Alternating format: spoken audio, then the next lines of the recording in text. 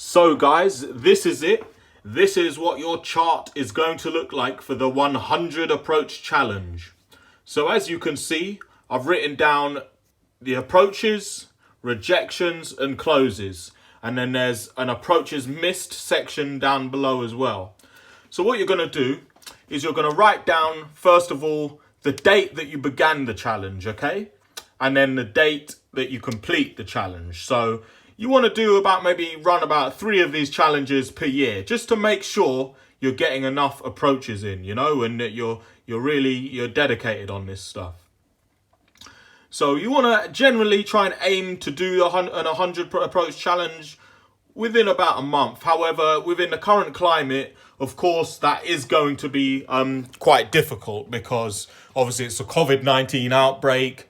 There's literally hardly anyone out on the streets given this lockdown. So you are going to struggle to do 100 approaches within a month. If you're someone who's busy like me, still works, still does their daily business, you're really going to struggle. For example, today I was out, I did my morning training at the park, and then from there I went to get my daily food shop, and there were I walked up and down the town a couple of times, and on my high street there were literally no women.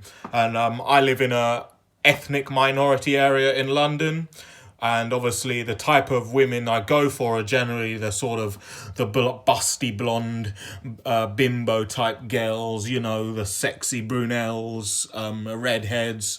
So those tend to be the women I lean towards, and in my area there are literally none of them, so you have to go further afield, but obviously lockdown. So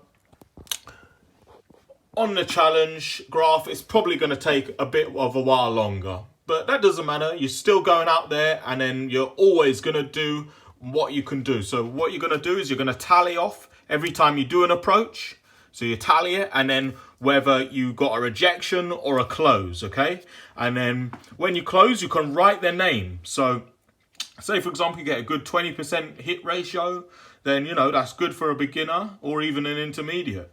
Then you're going to write their name. So by the end of the challenge, you should have a long list of girls' names here, and that's going to give you a bit of motivation, to see that and to see the names racking up on your list.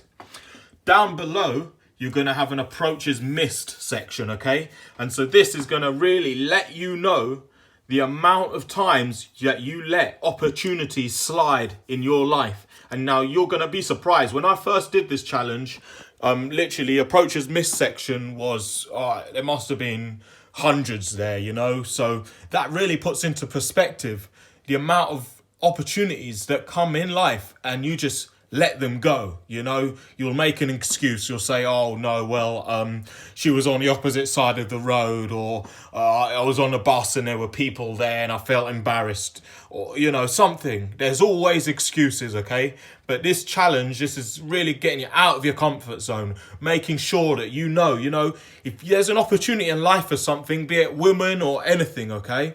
It's all the same. If you've got an opportunity, you take it, because you never know. That could have been a close. You could have been successful. So what if you fail? So what? There's plenty more fish in the sea. There's plenty more opportunities out there, but you just have to take them one by one, and believe me, you'll see success in your life. So yeah, that is it. That's the chart. We'll get back to it in about a week's time. And, being the best English PUA in the world, obviously mine should be around 95 to 100%. But we'll come back next Monday and we'll see, my ratios. Anyway, guys, stay healthy, stay alpha.